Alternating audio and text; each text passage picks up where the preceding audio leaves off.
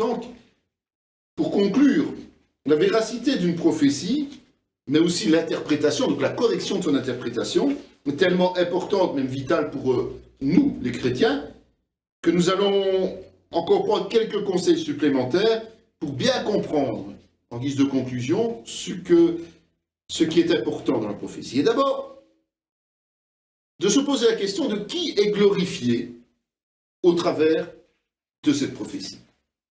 Soit donc que vous mangiez, soit que vous buviez, soit que vous fassiez quelque autre chose, faites tout pour la gloire de Dieu. 1 Corinthiens 10, 31. Je suis l'Éternel, c'est là mon nom, et je ne donnerai pas ma gloire à un autre, ni mon honneur aux idoles. Ésaïe 42, 8. La gloire, on ne peut la rendre qu'à Dieu. C'est un ordre de sa part. Ce n'est pas une alternative, c'est une possibilité. La gloire appartient à Dieu. L'homme est appelé à être humble. Donc ça, c'est une règle qu'il faut établir. Considère donc la bonté et la sévérité de Dieu, sévérité envers ceux qui sont tombés et la bonté envers toi. Si tu demeures ferme dans cette bonté, autrement, tu seras aussi retranché. Romains 11, 22. L'amitié de l'Éternel est pour ceux qui le craignent, et son alliance leur donne instruction. Psaume 25, 14.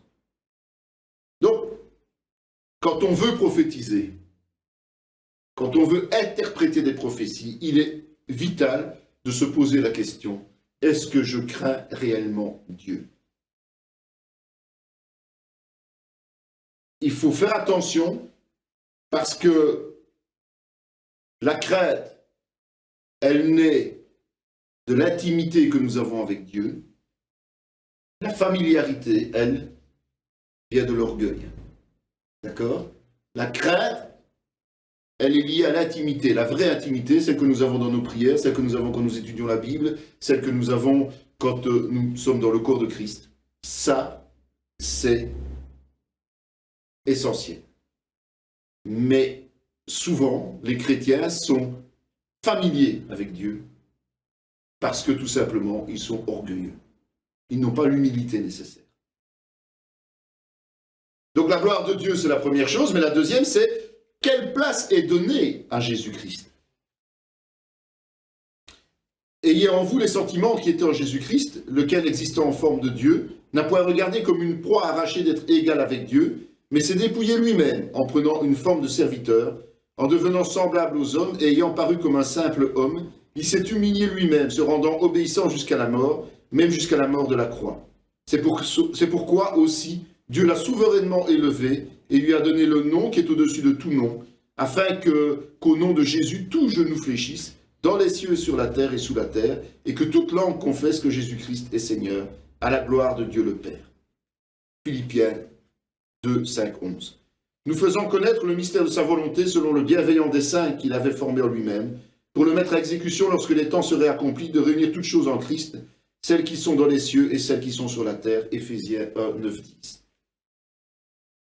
Si on ne reconnaît pas Jésus comme le Fils de Dieu, comme Dieu lui-même, si on ne reconnaît pas que Jésus est digne d'adoration et de louange, il ne faut pas tenir compte de ce qui nous est dit. C'est logique. Ni dans une prophétie, ni dans une interprétation. Il ne faut pas tenir compte parce que tout simplement, Jésus n'est pas à sa place. Nous avons vu que Jésus est le point central de toutes les prophéties. Le troisième point, ce que je disais tout à l'heure, mais on réinsiste dessus, c'est ce qui est annoncé ou enseigné est-il conforme à la Bible? C'est à cause de vous que j'ai fait de ces choses une application à ma personne et à celle d'Apollos, afin que vous appreniez en nos personnes à ne pas aller au-delà de ce qui est écrit, et que nul ne conçoive de l'orgueil en faveur de l'un contre l'autre. Ne pas aller au-delà de ce qui est écrit. Et c'est applicable aujourd'hui, évidemment, puisque ce qui nous est révélé est dans la Bible qui comporte 66 livres, et que ces 66 livres, c'est la totalité complète et inchangeable jusqu'au retour de Christ. Donc, tout ce qui pourrait être ajouté ou retranché doit être rejeté. Ces Juifs avaient des sentiments plus nobles que ceux de Thessalonique. Ils reçurent la parole avec beaucoup d'empressement. Ils examinaient chaque jour les Écritures pour voir si ce que leur disait était exact. Les fameux chrétiens de Béret dont on a déjà cité le passage tout à l'heure. Il ne faut pas se baser uniquement sur les connaissances que nous avons, que nous pensons avoir. Combien de fois on est surpris en relisant la Bible en se disant « Tiens, c'est pas comme ça que j'avais compris les choses. Tiens, c'est bizarre, j'étais persuadé d'autre chose. » Non, il faut chaque fois se plonger de façon systématique dans la parole de Dieu pour vérifier que tout ce qui nous est dit est bien conforme à cette parole. On l'a vu tout à l'heure, toute l'écriture est inspirée de Dieu, est utile pour enseigner, pour convaincre, pour corriger, pour instruire dans la justice, afin que l'homme de Dieu soit accompli et propre à toute bonne œuvre. Sanctifie-les par ta vérité, ta parole est la vérité. 2 Timothée 3, 16, 17 et Jean 17, 17. En fait, le contenu de la Bible est prioritaire par rapport à toute autre forme de révélation. Si la Bible n'est pas au centre, si on ne peut pas vérifier dans la parole, il faut rejeter. Alors, question suivante, c'est, ok, j'ai une révélation, elle est conforme, elle met Jésus à sa place, Dieu est glorifié, mais vers quel comportement nous mène cette révélation? Je dis donc, marchez selon l'esprit, et vous n'accomplirez pas les désirs de la chair, car la chair a des désirs contraires à ceux de l'esprit, et l'esprit en a de contraires à ceux de la chair. Ils sont opposés entre eux, afin que vous ne fassiez point ce que vous voudriez. Si vous êtes conduit par l'esprit, vous n'êtes point sous la loi. Or, les œuvres de la chair sont manifestes, ce sont l'impudicité, la pureté, la dissolution, l'idolâtrie, la magie, les inimitiés, les querelles, les jalousies, les animosités, les disputes, les divisions, les sectes, l'envie, l'ivrognerie, les acceptables et les choses semblables. Je vous dis d'avance, comme je l'ai déjà dit, que ceux qui commettent de telles choses n'hériteront point le royaume de Dieu. Mais le fruit de l'esprit, c'est l'amour, la joie, la paix, la patience, la bonté, la bénignité, la fidélité, la douceur, la tempérance. La loi n'est pas contre ces choses. En fait, il y a une opposition totale entre la chair et l'esprit. Donc tout ce qui vient de Dieu nous entraîne dans la sanctification, évidemment. Et ça ne saurait jamais nous emmener dans la rébellion ou le péché. Si ça vient de Dieu, ça nous amène que dans un souci de sanctification. La prophétie va aider l'individu à porter toujours plus de fruits de l'esprit, pas à renoncer à ces fruits de l'esprit, c'est une question de logique, évidemment. Croyez-vous que l'Écriture parle en vain, Jacques 4, 5, 7. C'est avec jalousie que Dieu chérit l'Esprit qu'il a fait habiter en nous. Il accorde au contraire une grâce plus excellente. C'est pourquoi l'Écriture dit « Dieu résiste aux orgueilleux, mais il fait grâce aux humbles. Soumettez-vous donc à Dieu, résistez au diable, il fera loi de vous. » Donc, toute parole va nous inciter à nous soumettre plus et mieux à Dieu. Pas à nous en détourner. Donc si quelque chose nous détourne de Dieu ou nous sépare un peu plus de Dieu, c'est pas de Dieu, tout simplement, c'est du diable.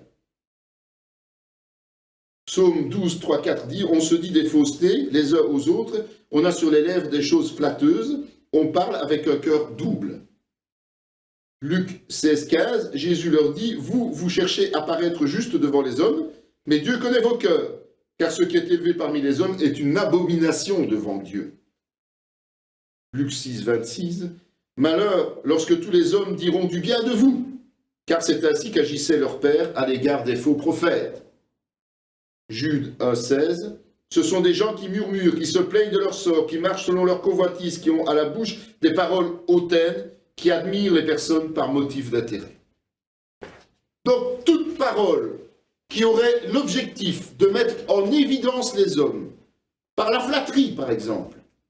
La flatterie est un mensonge, hein, parce que vous dites à des gens des choses simplement pour leur plaire. D'accord? Eh bien, tout cela sera immédiatement rejeté si vous voulez rester dans les voies de Dieu. Si vous commencez à écouter des flatteurs qui amènent des paroles de prophétie, vous serez entraîné dans les fausses prophéties. Donc la flatterie est un mensonge qui amène les gens dans les ténèbres. On est d'accord? Donc, à nous d'être prudents et de savoir à quoi va nous mener la révélation que nous avons reçue. Est-ce qu'elle va nous mener à nous sanctifier plus, à nous exhorter à vivre mieux dans l'obéissance du Seigneur, ou bien est-ce que cette prophétie va plutôt nous éloigner de la vérité pour nous amener vers d'autres activités ou d'autres façons d'être? Souvent, la prophétie est un avertissement. La question qu'il faut se poser, c'est est-ce qu'il y a aussi une alternative, c'est-à-dire une issue favorable possible? Donc si on nous dit, attention, si tu fais ça ou ça ou ça, il y a tel problème, est-ce qu'il y a aussi une possibilité de ne pas subir les conséquences de cela, si on change d'avis? C'est vrai qu'on l'a vu notamment avec Jonas, tout à l'heure, c'est que quand il a appelé Ninive à la repentance, eh bien, il y a eu quelque chose de bon. La ville de Ninive a été épargnée. Par contre, plusieurs fois, il y a eu des déportations d'Israël parce qu'il y avait des obéissances. Qui donc a assisté au conseil de l'Éternel pour écouter sa parole? Qui a prêté l'oreille à sa parole qu'il a entendue? Voici la tempête de l'Éternel, la fureur éclate, l'orage se précipite, il fond sur la tête des méchants. La colère de l'Éternel ne se calmera pas, jusqu'à ce qu'il ait accompli, exécuté les desseins de son cœur. Vous le comprendrez dans la suite des temps. Pourtant, même si les choses sont terribles dans ce que la prophétie annonce, chacune de ces malédictions va connaître une fin favorable. Mais cette fin va dépendre de qui? De Dieu. Même quand Israël a été envoyé en exil, finalement, Israël sera restauré et il y aura un règne millénaire. D'accord? Il y a toujours quelque chose de favorable à la fin et en conséquence d'une prophétie, même si ça passe par des situations dramatiques. Voici, je mets aujourd'hui devant vous la bénédiction et la malédiction. La bénédiction si vous obéissez au commandement d'Éternel, votre Dieu, que je vous prescris en ce jour. La malédiction si vous n'obéissez pas au commandement de l'Éternel, votre Dieu, et si vous vous détournez de la voie que je vous ai prescrit en ce jour, pour aller après d'autres dieux que vous ne connaissez point. Deutéronome 11, 26, 28. Dans 1 Roi 19, 18. Mais je laisserai en Israël 7000 hommes, tous ceux qui n'ont point fléchi les genoux devant Baal, et dont la bouche ne l'a point baisé. Ça dépend évidemment du comportement de l'homme. Donc la souveraineté de Dieu prévoit un rachat. Mais le comportement de l'homme peut influer sur l'exécution directe de la prophétie ou la restauration. L'erreur est permise, oui, mais jamais la désobéissance volontaire. Ok? Donc quand on a une prophétie, il y a une issue favorable, mais ça dépend aussi de notre comportement et de la souveraineté de Dieu. La question suivante, c'est notre vie communautaire sera-t-elle améliorée? Dans Hébreux 10, 25, n'abandonnons pas notre assemblée, comme c'est la coutume de quelques-uns, mais exhortons-nous réciproquement, et cela d'autant que vous voyez s'approcher le jour.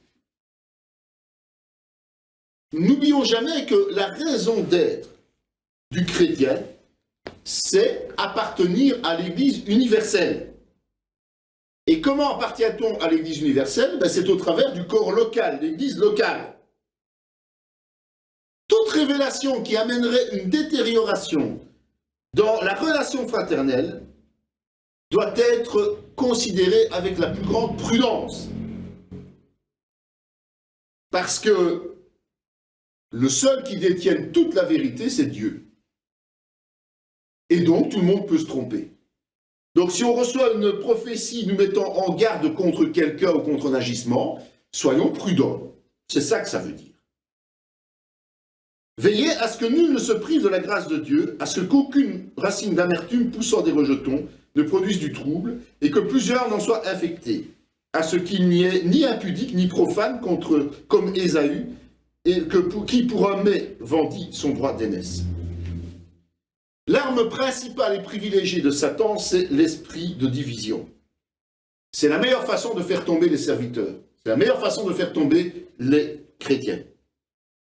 Et la plupart du temps, les origines de cet esprit de division, c'est la convoitise, la rancœur et l'orgueil. On peut appeler ça que ce sont des maladies contagieuses des maladies spirituelles, extrêmement contagieuses. Ce sont des maladies qui amènent des divisions, qui amènent les ruptures, qui amènent des difficultés dans les relations entre chrétiens. Bien-aimés, aimons-nous les uns les autres, car l'amour est de Dieu, et quiconque aime est né de Dieu et connaît Dieu. Celui qui n'aime pas n'a pas connu Dieu, car Dieu est amour. Si quelqu'un dit « j'aime Dieu » et qu'il haïsse son frère, c'est un menteur, car celui qui n'aime pas son frère, qu'il voit, comment peut-il aimer Dieu qu'il ne voit pas? 1 Jean 4, 7, 8 et 20. Donc la seule motivation valable d'une parole prophétique, ça doit être l'amour. Donc les messages doivent mettre cet amour en exergue. Ça doit être l'objectif premier. Attention, ça ne veut pas dire qu'il n'y a que des bonnes nouvelles à dire aux autres. Ce n'est pas du tout ça que je suis en train de dire. Dieu nous corrige parce qu'il nous aime. Donc, souvent, Dieu va utiliser les paroles de connaissance, de prophétie, pour nous rappeler à l'ordre. Et donc, ce n'est pas agréable à entendre, mais c'est nécessaire, parce que Dieu nous aime. Et comme il est dit dans la parole, on ne reprend que ceux qu'on aime. Question supplémentaire, c'est notre vie spirituelle est-elle privilégiée? Il n'est pas de soldat qui s'embarrasse des affaires de la vie, s'il veut plaire à celui qui l'a enrôlé. Et l'athlète n'est pas couronné s'il n'a combattu suivant les règles. Il faut que le laboureur travaille avant de recueillir les fruits. En fait, qu'est-ce qui se passe? C'est que beaucoup de chrétiens, aujourd'hui, cherchent des paroles de prophétie dans un propre intérêt matériel. Faut être clair. En fait, c'est ce que les gens du monde font vis-à-vis des devins, vis-à-vis des enchanteurs, vis-à-vis des astrologues. Ils viennent chercher comment obtenir tout de suite quelque chose qui les intéresse et qui leur apportera quelque chose de plus. Ça, c'est pas privilégier la vie spirituelle. Privilégier la vie spirituelle, c'est combattre selon les règles. Et les règles, c'est Dieu qui les a instaurées, et notamment, nous avons dans Matthieu 6, 24, nul ne peut servir deux maîtres, car où il haïra l'un et aimera l'autre, où il s'attachera à l'un et méprisera l'autre, vous ne pouvez servir Dieu et Mammon. N'aimez point le monde, ni les choses qui sont dans le monde. Si quelqu'un aime le monde, l'amour du Père n'est point en lui. Car tout ce qui est dans le monde, la convoitise de la chair, la convoitise des yeux et l'orgueil de la vie, ne vient point du Père, mais vient du monde. Et le monde passe et sa convoitise aussi, mais celui qui fait la volonté de Dieu demeure éternellement. Dieu va régulièrement nous inviter à combattre par la foi. Il va régulièrement nous inviter à payer le prix nécessaire pour réaliser les plans qu'il a lui-même établis. Il ne va pas nous donner des avantages substantiels, il ne va pas nous installer dans un confort matériel destructeur et spectaculaire pour nos beaux yeux. S'il nous donne des moyens, c'est pour servir son œuvre. S'il nous demande de travailler, c'est pour payer le prix. Un sacrifice vivant, c'est ça qu'il nous dit. Si notre vie spirituelle n'est pas privilégiée, mais que c'est notre vie matérielle, il faut s'en inquiéter. La parole de prophétie n'est pas ainsi. D'accord? Le point suivant, c'est que la prophétie est parole de Dieu, pas octroi d'autorité spirituelle. Ça veut dire que la personne ne peut pas imposer ses vues sous prétexte que c'est une prophétie. Si pour d'autres je ne suis pas apôtre, je le suis au moins pour vous, car vous êtes le sceau de mon apostolat dans le Seigneur. 1 Corinthiens 9, 12. Dans 2 Corinthiens 10, 12, 14, Paul écrit aussi, « Nous n'osons pas nous égaler ou nous comparer à quelques-uns de ceux qui se recommandent eux-mêmes, mais en se mesurant à leur propre mesure et en se comparant à eux-mêmes, ils manquent d'intelligence. Pour nous, nous ne voulons pas nous glorifier hors de toute mesure, nous prendrons au contraire pour mesure les limites du partage que Dieu nous a assignées, de manière à nous faire venir aussi jusqu'à vous. Nous ne dépassons point nos limites, comme si nous n'étions pas venus jusqu'à vous, car c'est bien jusqu'à vous que nous sommes arrivés avec l'évangile de Christ. » Donc quand Dieu nous demande de le servir, quand Dieu nous appelle au service, notamment au travers de la prophétie, il fixe des limites. Et ces limites, nous ne pouvons pas les franchir. Et donc nous ne pouvons pas nous autoproclamer, nous ne pouvons pas décider par nous-mêmes que nous parlons de la part de Dieu. C'est Dieu qui nous appelle, c'est Dieu qui le décide, et nous devons nous limiter aux règles qu'il nous donne, tout simplement. L'un d'eux, nommé Agabus, se leva et annonça par l'Esprit qu'il y aurait une grande famine sur toute la terre. Elle arriva en effet sous Claude. Les disciples résolurent d'envoyer chacun selon ses moyens un secours aux frères qui habitaient la Judée. Agabus a prophétisé la famine. Mais ce n'est pas lui qui a décidé de passer à l'action. Agabus avait une mission, il devait annoncer la famine, et ce sont les disciples qui ont pris sur eux de passer à l'action. Agabus aurait pu lui faire lui-même un appel au don, mais ce n'est pas ce que Dieu lui a demandé. Ce n'était pas son rôle. Donc attention de remplir bien notre rôle. Celui qui prophétise,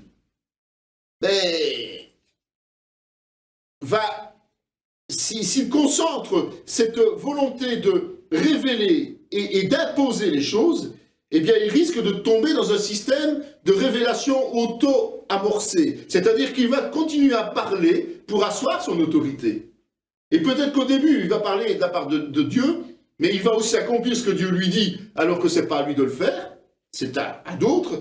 Et quand il va voir que ça va marcher, qu'il a une autorité sur les autres, eh bien, il va continuer à promouvoir des révélations, mais qui là ne sont plus basées sur les paroles de Dieu, mais sont basées sur sa propre autorité.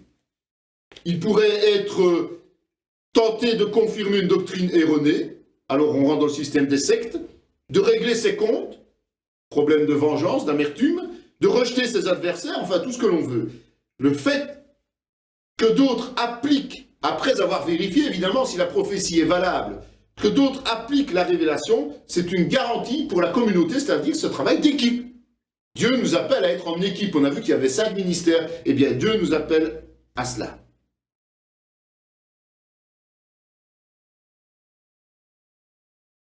Fils de l'homme prophétise contre les prophètes d'Israël qui prophétisent, et dit à ceux qui prophétisent selon leur propre cœur, écoutez la parole de l'Éternel. Ainsi parle le Seigneur l'Éternel, malheur aux prophètes insensés qui suivent leur propre esprit et qui ne voient rien. Il ne faut pas confondre, comme je l'ai déjà dit, la prophétie et la divination. Dieu parle quand il le décide par le biais de qui il veut. Les occultes le font sur demande. Ce n'est pas la même chose. Malheureusement, beaucoup de chrétiens oublient maintenant cette vérité. Pourtant, elle est immuable, la vérité. Et ils veulent à tout prix des réponses et des paroles quand eux le décident. C'est un piège, évidemment, parce qu'ils vont toujours trouver quelqu'un qui va leur donner une parole. Ça, c'est pas compliqué de trouver quelqu'un qui va donner une parole. Mais le danger, évidemment, c'est que si les personnes sont peu scrupuleuses, ils vont s'enfoncer rapidement dans ce qu'on appelle la divination, c'est-à-dire la fausse prophétie, c'est-à-dire le terrain du diable. Dernière question qu'on peut se poser, c'est une invitation à obéir mieux encore. Tu as aimé la justice et tu as haï l'iniquité, c'est pourquoi, ô Dieu, ton Dieu, t'a oint d'une huile de joie au-dessus de tes égaux. Hébreux 1,9. Que la charité soit sans hypocrisie. Ayez le mal en horreur, attachez-vous fortement au bien. Romains 12,9. Mais maintenant, étant affranchis du péché et devenus esclaves de Dieu, vous avez pour fruit la sainteté et pour fin la vie éternelle. Romains 6,22. La Bible, elle nous encourage à une chose, c'est constamment marcher de plus en plus dans la sainteté. Comment pourrait-il en être autrement pour ceux qui donnent des paroles de prophétie? Ils ne peuvent pas nous encourager à vivre moins dans l'obéissance, ils ne peuvent que nous exhorter à vivre mieux et plus dans l'obéissance.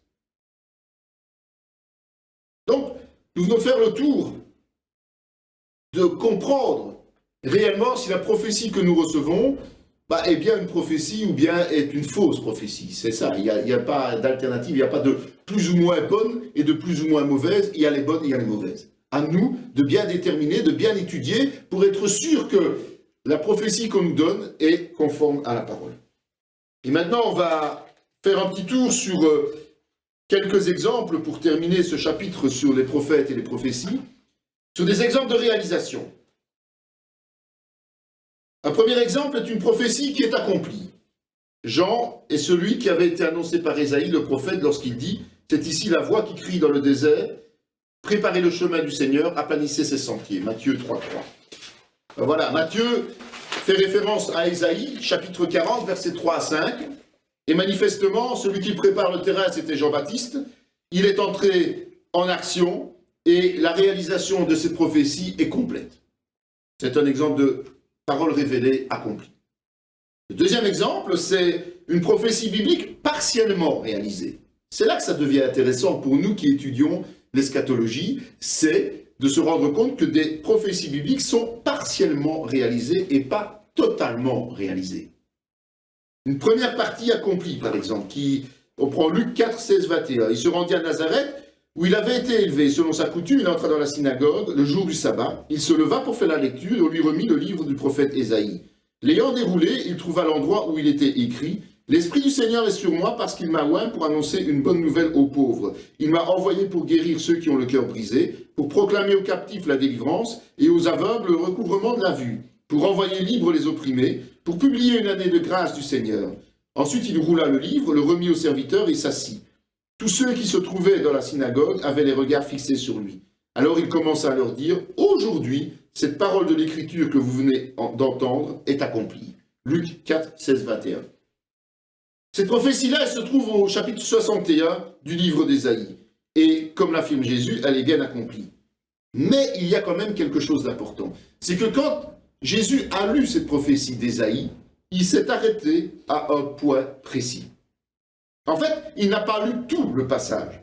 Il a seulement lu les premiers versets. Parce que ce sont les seuls qui étaient réalisés au moment où Jésus les lisait. La suite, c'est la restauration d'Israël. Et la restauration d'Israël, elle n'est pas encore réalisée aujourd'hui. Elle est seulement en phase de réalisation, mais elle n'est pas encore réalisée.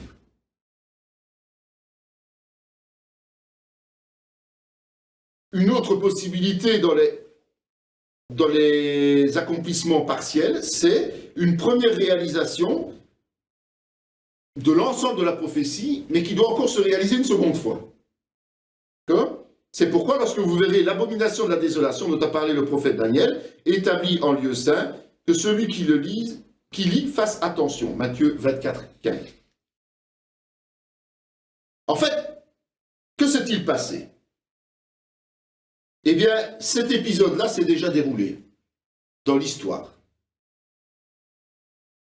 Mais la vraie survenance, celle qui est l'aboutissement de la prophétie, est encore à venir. L'abomination de la désolation qui est décrite dans Daniel 9, 27 et 11, 31, en fait avait été considérée comme achevée au temps des Maccabées, donc 2 siècles avant Jésus-Christ. Le temple avait été profané. Et la désolation, l'abomination de la désolation, on le verra plus tard, mais c'est profaner le Saint des Saints dans le temple de Jérusalem. Et donc, ce Saint des Saints avait été profané, on y avait installé une idole et on avait sacrifié un cochon qui était une bête impure. D'accord ? Mais quand Jésus cite ce passage, 2 siècles après, il dit clairement que ça reste à accomplir. Alors certains ont dit, oui, mais c'est la destruction du temple en 70, alors dont on a parlé tout à l'heure aussi, qui fait que. Mais non, parce que l'Antéchrist, lui, n'est pas encore là. Et donc, même si l'esprit d'Antéchrist est dans le monde aujourd'hui, mais les accomplissements qui ont déjà eu lieu ne sont qu'une pâle copie de ce qui attend le temple de Jérusalem à la fin des temps. Ce qui sous-entend aussi qu'il faut que le temple soit reconstruit. Mais ça, nous verrons plus tard. Okay ? Donc, quand on parle d'une réalisation partielle, ça peut être une partie de la prophétie qui est réalisée, ou bien la totalité, mais de manière mineure par rapport à la réalité des choses. Mais ça peut nous servir à comprendre ce qui nous attend dans la fin des temps. Le troisième exemple, c'est un accomplissement imminent. Dans Psaume 118, 22, 23, il est dit « La pierre qu'ont rejetée ceux qui bâtissaient, devenue la principale de l'angle, c'est de l'Éternel que cela est venu, c'est un prodige à nos yeux. » Et puis dans Matthieu 21, 42, 44, il est dit « Jésus leur dit, n'avez-vous jamais lu les Écritures? La pierre qu'ont rejetée ceux qui bâtissaient est devenue la principale de l'angle. C'est du Seigneur que cela est venu, et c'est un prodige à nos yeux. C'est pourquoi je vous le dis, le royaume de Dieu vous sera enlevé et sera donné à une nation qui en rendra les fruits. Celui qui tombera sur cette pierre s'y brisera, et celui sur qui elle tombera sera écrasé. » Quand Jésus fait mention de cette prophétie, elle n'a pas encore eu lieu, il faut être clair. Mais son accomplissement est imminent. Dans peu de temps, il va être crucifié. Et puis, il sera ressuscité par le Père pour devenir ce qu'on appelle aujourd'hui le chemin, la vérité et la vie. Pour tous les hommes. Il n'y a pas d'autre moyen d'arriver au salut. Même la loi juive. Donc cette prophétie, pour nous, elle est réalisée. Donc pour nous, si nous la lisons aujourd'hui, elle est accomplie. Mais au moment où Jésus l'a donnée, elle n'était pas encore accomplie, son accomplissement était imminent. Et puis, le quatrième exemple, c'est l'accomplissement à venir, donc le futur. Puis je vis un nouveau ciel et une nouvelle terre, car le premier ciel et la première terre avaient disparu et la mer n'était plus. Quand on regarde autour de nous, on peut se rendre compte qu'on n'a pas de nouvelles terres et de nouveaux cieux. Entre nous, on ne parle que de pollution, on parle de catastrophes, on parle de sécheresse, on parle de famine, on parle de tout. Et effectivement, il faut encore attendre un certain temps, elle est terminée, mais il faut qu'il y ait toute une série d'événements annoncés qui se réalisent pour qu'à un moment donné, on puisse dire qu'il y aura une nouvelle terre et des nouveaux cieux. Mais nous attendons, selon sa promesse, de nouveaux cieux et une nouvelle terre où la justice habitera. Ça, c'est 2 Pierre 3,13. Nous aussi, nous l'attendons. Hein. On est bien d'accord, nous l'attendons, mais il ne faut pas oublier notre travail, évidemment. Alors, comment conclure ce chapitre ? Bien, il faut bien avouer que ce n'est pas toujours évident de discerner le vrai du faux, même si on a toutes les informations qui précèdent. C'est pour ça que dans l'eschatologie comme dans la prophétie, les deux sont liés évidemment, nous sommes amenés à déceler les temps à venir au travers de la Bible. Il est important d'examiner chaque prophétie pour en déterminer son poids de réalisation. Est-ce que c'est quelque chose de déjà accompli et de terminé ? Est-ce que c'est quelque chose de présent ? Est-ce que c'est quelque chose de futur ? Évidemment, les deux qui nous importent, ce sont le présent et le futur. Mais de temps en temps, grâce au fait qu'il y a un passé, on peut appuyer notre compréhension du futur.